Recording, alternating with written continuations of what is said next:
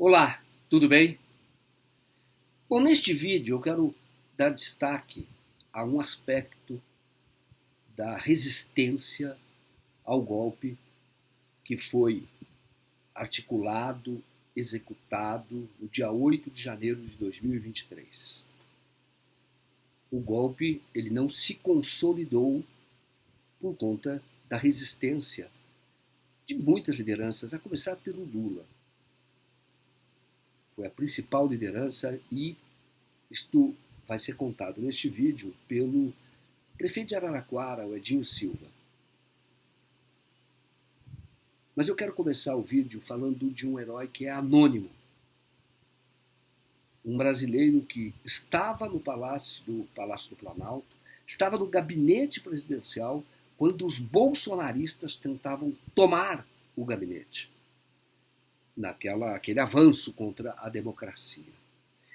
E este brasileiro estava dentro do gabinete e resistiu.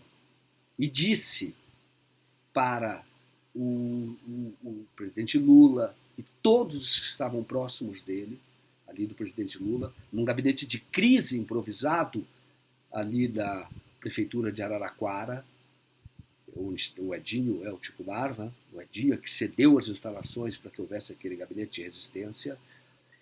E naquele momento, do celular da Janja, ou a própria Janja, a primeira-dama, Rosângela Lula da Silva, a Janja, ela liga para o gabinete, um número que atende dentro do gabinete, para saber o que estava ocorrendo lá.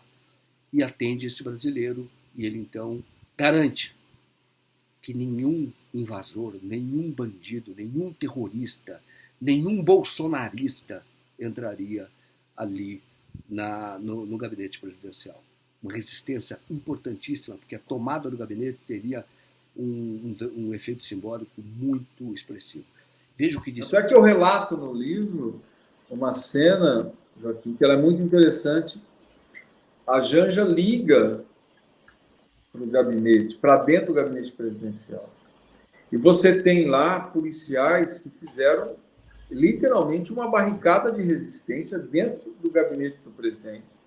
E eles enfrentavam aquilo, inclusive o policial que relatava, que atendeu o telefone, ele não conseguia falar de tanto que ele tossia por conta das bombas de gás que estavam sendo jogadas. E ele faz uma fala heróica, dizendo: no gabinete do presidente ninguém vai entrar. E eles enfrentam os golpistas pela janela da copa do terceiro andar do gabinete presidencial. É um relato de resistência lindíssimo, lindíssimo. Nossa, quem é que faz essa defesa? Quem é que faz esse... É um policial que eu não sei, ninguém de nós que estávamos ali, que até eu digo no livro, tem que se procurar esse policial, tem que achar esse policial. Sim. Ele é de um ato de bravura absurdo, né, de resistência, de impedir que o gabinete do presidente fosse tomado, porque, de fato, ele tem razão, ele tinha toda a razão, né? Ali era uma simbologia muito grande. Se o gabinete do presidente é invadido, a simbologia que os golpistas iriam instaurar seria uma simbologia muito forte. E ele, por telefone, ele vai relatando o quanto que ele está resistindo pela janela da copa do terceiro andar, que era o local que ele tinha condições de fazer enfrentamento aos golpistas. Ele tá ligando para o presidente? Essa é diálogo? Não, ligam no gabinete, né? Ligam no gabinete, ligam no telefone do gabinete. Se eu não me engano, eu relato no livro, pelo celular da Janja, ou da assessora da Janja, ou do ajudante de ordem que estava viajando com o presidente. Mas é feito um telefonema e a Janja conversa com esse policial. Ela pergunta como é que está a situação e o policial relata: aqui ninguém vai entrar. Poxa, que coisa linda, eu fiquei até emocionado ouvir isso. É lindo, o relato é lindo. Nossa, e vocês ouviram isso? Você estava ouvindo? Ouvimos, todos nós estávamos. Aqui ninguém vai entrar, eles se resistindo ali. Aqui ninguém vai entrar. Nossa, que coisa emocionante, porque é esse tipo de pessoa que tem que ser valorizada, sabia? A gente olha muito para o errado, bota muito, mas a gente não mostra que existe também gente defendendo, gente lutando. Exatamente, e lutaram muito. E eu recupero isso no livro, porque eu achei que tinha que ser recuperado, mesmo sem eu saber o nome do policial. É alguém anônimo que certamente em algum momento, eu até digo no livro que ele precisa ser identificado, ele precisa ser buscado, né? E certamente registros, tem lá quem estava de plantão e se for atrás vai encontrar quem era o policial que estava de plantão no palácio, dentro do gabinete do presidente, fazendo a segurança do gabinete. E foi o próprio Edinho que acompanhou tudo naquele dia ao lado do presidente. Foi ele que contou ao Lula o que estava ocorrendo. E ele deu detalhes nesta entrevista ao 247, como foi este momento que ele comunica ao presidente. O presidente, o avião presidencial, ele aterriza não no aeroporto de Araraquara, mas no aeroporto da Embraer, que fica a 10 quilômetros de Araraquara. E aí no caminho, né, geralmente quem vai no carro com o presidente é o presidente e a primeira-dama. A Janja cede o seu lugar para mim, para que eu viesse conversando com o presidente e já despachando com ele, num gesto de muita sensibilidade da Janja. Olha. E eu venho com ele no carro. Quando o Stucker me liga, o Ricardo Stucker, né, que é hoje secretário de audiovisual da SECOM, me liga e fala: Edinho, mostra para o presidente um vídeo que eu mandei no seu celular. Uhum. A gente tinha trabalhado junto na campanha, o Stucker tinha os meus números e tal. E a hora que eu abro o vídeo, Joaquim, é a cena do Congresso sendo depredado. Nossa! Claro, eu sei como você tem que se posicionar numa hora como essa. Você não tem que passar pressão para o presidente. Eu abri, assisti, fechei o celular e elaborei. Aí eu digo: presidente, tem um vídeo aqui que o Stucker mandou que era importante o senhor ver. E a gente pensar com calma do que é que está acontecendo. Ele pega meu celular e vê o vídeo do Congresso sendo depredado. Nossa! Imediatamente ele dispara telefonemas para todos os ministros, né, para tentar entender o que era aquilo. O que eu, na hora, elaboro? Eu sabia, todos nós sabíamos, que os inconformados com a vitória do presidente, eles estavam na frente dos quartéis e tinham chamado uma mobilização para Brasília, mas isso era o que a gente tinha de informação. Hoje, com a CPI, com quebra de sigilo e tudo que a CPI teve acesso, hoje nós sabemos que não era só uma manifestação, já tinha uma tentativa de golpe articulado. Né? Mas, até então, a minha visão, e talvez do presidente, porque era a primeira semana de governo, e certamente, se precisou da CPI para a gente ter acesso às informações, né, que de fato os órgãos de inteligência tinham elaborado, claro que o presidente tinha a mesma informação que nós tínhamos, que era aquilo que a imprensa divulgava. Ia ter uma manifestação em Brasília, mas quem conhece Brasília tem manifestações todos os dias. E nós estamos vindo de uma semana, né, da posse, de várias manifestações, enfim. E pós a eleição, nós vimos greve de caminhoneiros e tudo aquilo que o Brasil presenciou daqueles que não aceitavam o resultado das eleições. Mas, então, na hora eu pensei, isso é grave, mas mostrei para o presidente e ele dispara telefonemas para os ministros, para tentar entender o que estava acontecendo.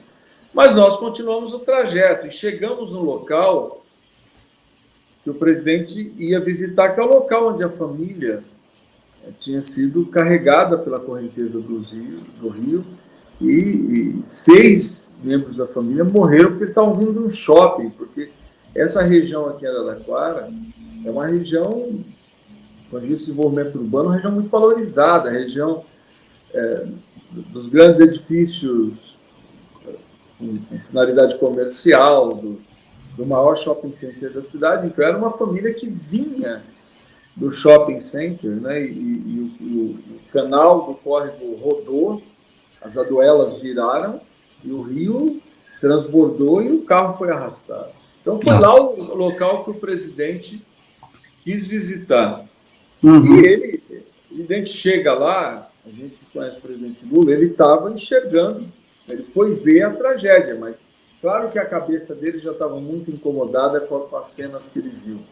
Mas nós tínhamos ali, como divulgou a visita do presidente, tinham milhares de pessoas para receber o presidente nesse local. E o presidente, como sempre faz, vai até o local, cumprimenta as pessoas, dá atenção às pessoas que estavam lá. Nós entramos no carro novamente e fomos em direção à prefeitura, que lá nós faríamos uma reunião de trabalho para que o presidente pudesse deliberar sobre aquilo que o governo poderia ajudar a cidade. No trajeto, já chegam as cenas da depredação do Supremo. Nossa! Do Supremo. E, claro, o incômodo do presidente é absurdo.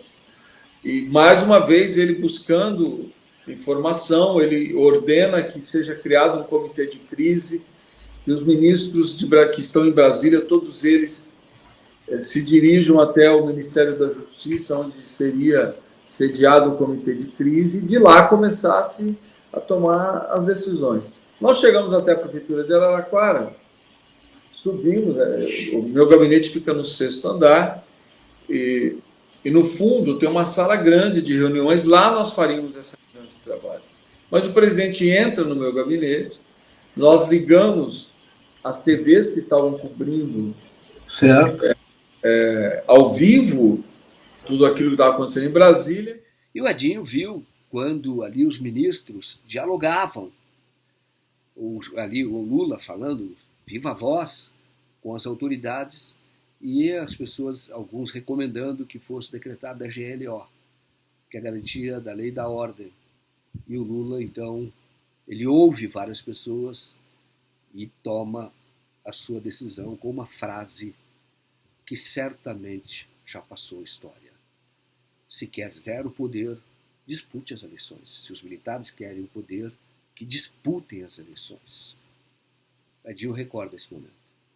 Sim, eu recupero isso no livro também, onde a proposta de GLO chegou e a Janja, de forma muito rápida, ágil, né, ela vai até o presidente e diz, olha, GLO eu vi durante a transição, que ela viu, porque por conta dos acampamentos nos quartéis em Brasília, ela falou, GLO é entregar o poder na mão dos militares. E o presidente imediatamente liga para ministros e faz uma conversa jurídica com Jorge Messias, né, o AGU, e aí, quando ele é novamente instigado sobre GLO, ele diz uma frase que ela é fantástica. Ele fala assim, quer poder, disputa eleição. Né? E ele recusa, né, a GLO de forma muito sábia. Eu até faço no livro uma comparação. O GLO é tipo um míssil Exocet. Ele resolve o problema, mas os efeitos colaterais são absurdos, né? O precedente que se abre com a GLO é gravíssimo, né? E aí o presidente recusa a GLO, né? E constrói a saída pela via do fortalecimento da democracia, pela recuperação dos poderes, por restabelecer o papel institucional dos poderes, né? Que bacana, que depoimento que eu estou ouvindo agora, interessante isso. Agora, eu não sei, a GLO, quando ele fala para quem, se quer poder, dispute eleição, para quem ele responde isso? Olha, estava num Viva Voz, o comitê de crise instituído, mas o diálogo direto, eu acho que é feito no livro eu recupero com o ministro Múcio, e a negativa é feita pelo ministro Flávio Dino, né? Os dois, nesse diálogo com ele, eles se posicionam, não tem GLO, não tem GLO. E aí, quando ele tem acesso às cenas, né, os policiais de Brasília fazendo selfie com os golpistas, aquilo gerou uma indignação nele absurda, e ali, né, ele faz mais alguns telefonemas e forma a opinião da intervenção na segurança pública, né? Aí ele dialoga com o ministro Flávio Dino, né, onde se chega à definição do nome do Capelli como interventor. Né? Primeiro, primeiro nome, até pela relação de confiança que ele tem, que o primeiro nome que ele aventa é do ministro Flávio Dino. Aí o próprio ministro diz: presidente, eu sou senador, não posso. Aí que são as pessoas que ele tinha uma relação de confiança muito forte.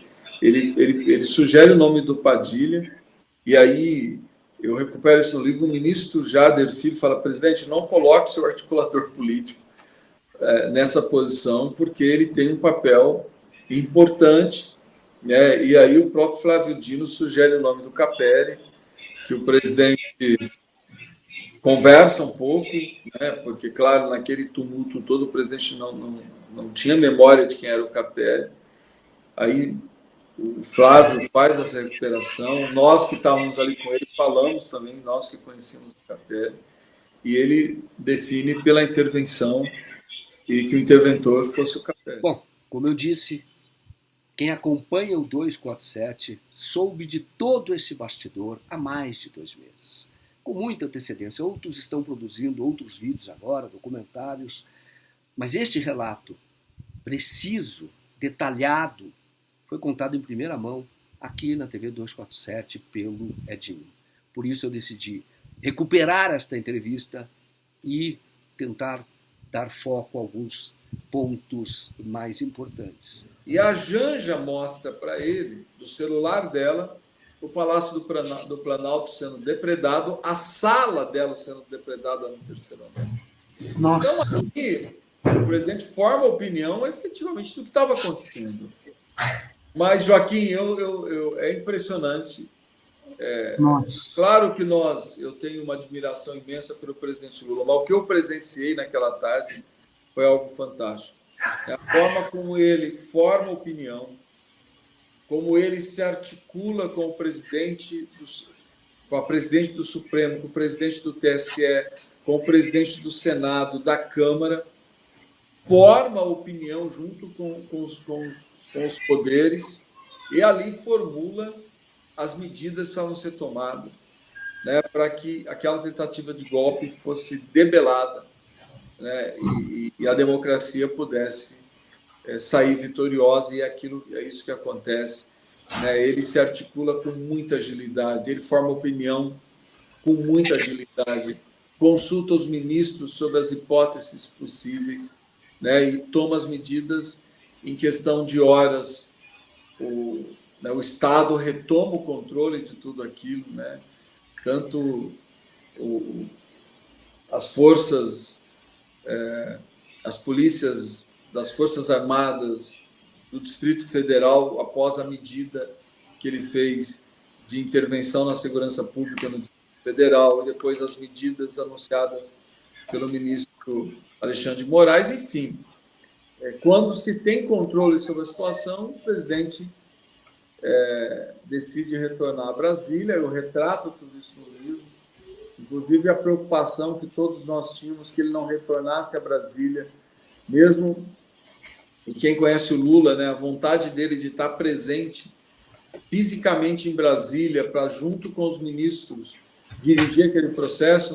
Todos nós mostramos a ele a preocupação que ele só deveria voltar a Brasília quando a situação estivesse sob controle, né? Porque de Araraquara ele comandaria a reação ao golpe. Ele, numa situação de instabilidade em Brasília, certamente a situação de comando dele poderia ficar muito limitada. Então, todos nós pedimos para que ele não voltasse, que ele ficasse em Araraquara até que todo o processo de controle que ele estava comandando voltasse, que Brasília minimamente voltasse à normalidade, para que os poderes fossem oficialmente restituídos, porque a sede dos poderes tiveram que ser reconstruídas e algumas estão ainda sendo reconstruídas. Mas foi aí isso, e o entorno da prefeitura, para você ter uma ideia, foi cercado por milhares de pessoas apoiando o presidente. Foi quase uma vigília que se estabeleceu ali, Olha. E ele, a hora que ele decide voltar a Brasília, ele desce, né, até uma praça que fica em frente à prefeitura e vai cumprimentar as pessoas que ficaram lá por horas, né, gritando o nome dele, quase num gesto de vigília, que todos sabiam o que estava acontecendo em Brasília, para que ele sentisse o apoio, o calor, o apoio popular e pudesse restabelecer o comando e voltar a Brasília numa situação segura. E foi isso que aconteceu. Eu faço essa recuperação no livro. Porque é uma forma, aliás, é a melhor forma de contar a história a partir de quem viveu, que é o caso Adinho, que estava junto com o presidente, participando, dialogando com o presidente e dando também as suas opiniões, né, manifestando seu ponto de vista. Também dando ali o que ele achava que a contribuição para que decisões fossem tomadas, e as decisões foram todas tomadas pelo Lula como liderança naquele momento. Uma liderança importante, ouvindo as pessoas e tomando as decisões.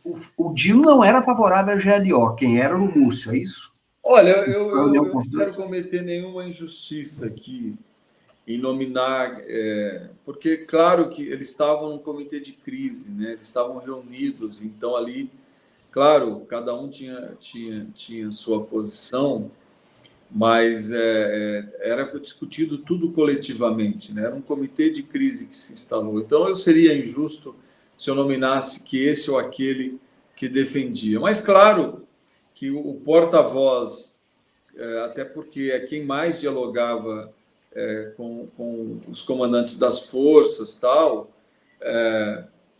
quem mais se posicionava como uma saída Força GLO era o próprio G. Dias, né, o general G. Dias, que é uma figura que eu tenho muito respeito.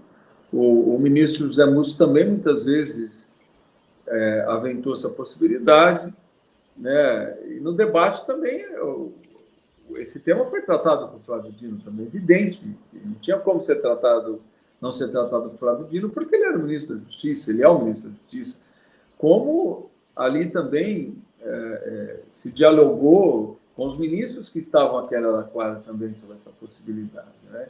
E claro que a pressão, aquele momento, né, todos opinavam o que era favorável e o que era desfavorável, o que tinha de aspecto positivo e o que tinha de aspecto negativo. Por isso que tornar um ministro porta-voz de uma posição seria muito injusto, porque todo mundo debateu o positivo e o negativo, as possibilidades possíveis. E tem que se recuperar, historicamente, que a fala enfática foi da Janja. A Janja faz a síntese e diz, olha, é entregar o poder para os militares. Não que fosse... Né, o presidente tinha nomeado ele, os comandantes das forças, mas era a simbologia de que pela democracia não se resolvia. Era essa a simbologia. Olha, claro, não vamos conseguir resolver pela democracia, então nós vamos pela força. E o presidente, sabiamente, quando ele liga para o Jorge Messias faz uma leitura jurídica para ele, e depois ele liga para o Flávio Dino, ele debate a posição. Ou seja, ele forma a opinião que GLO não, que tinha que ser pelo campo democrático, tinha que ser pelo fortalecimento das instituições, que a democracia que tinha que sair vitoriosa naquele momento.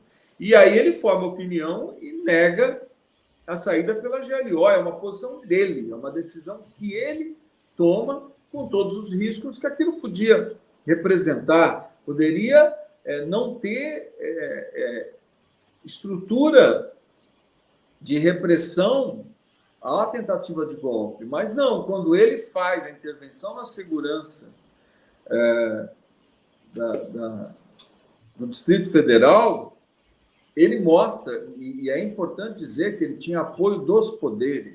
Ele ligou, ele articulou, ele construiu, ele falou com lideranças, ele tinha apoio institucional para aquele gesto. Quando ele diz da intervenção, ali, aqueles que apoiavam o golpe sentiram que o presidente Lula estava com capacidade de reação e que ele tinha o controle do processo. E foi quando nós começamos a ver as cenas, né, a Polícia do Exército, a Polícia Militar, né, os comandantes das forças policiais tendo iniciativas, né, e as iniciativas iam retomando a normalidade de Brasília e depois, claramente, nós tínhamos segurança de que o controle estava estabelecido e que o presidente tinha conseguido debelar a tentativa de golpe. Então, a saída foi pela democracia e foi correta. Foi correta. O debate ali não era desconfiança ou confiança nas forças. Não. É que para aquele momento, e é bom nós lembrarmos, nós estávamos vindo de um Brasil que as pessoas na rua pedindo golpe militar, as pessoas na rua estabelecendo saídas para o momento que nós estamos vivendo no país, saídas pelo golpe militar, pela instituição de uma ditadura. Então, era um ambiente onde era importante para o país que a construção fosse pela via democrática, fosse pelo fortalecimento institucional. Então, penso que ali o presidente efetivamente, né, mostra toda a sua capacidade política e a sua capacidade de condução de uma crise que não era pequena. Este é o papel do jornalismo, contar a história exatamente como ocorreu. E contar antes, de preferência, para que a sociedade tenha as informações, se posicione e tome as decisões e chegue a um consenso, porque no final somos nós, como cidadãos, que fazemos a história. Lideranças, mas a sociedade é que se posicionando nesse grande consenso é que faz avançar ou às vezes até retroceder. Neste caso, houve um avanço, se impediu que houvesse um grande retrocesso no nosso país. Muito obrigado pela sua audiência. Eu lembro aqueles que não se inscreveram ainda na TV 247 que o façam. E aqueles que puderem, patrocinem. O 247 está nessa resistência democrática já há bastante tempo. E esse jornalismo independente, é absolutamente necessário nesse momento agudo da nossa história. Obrigado pela audiência mais uma vez e até mais. Um abraço.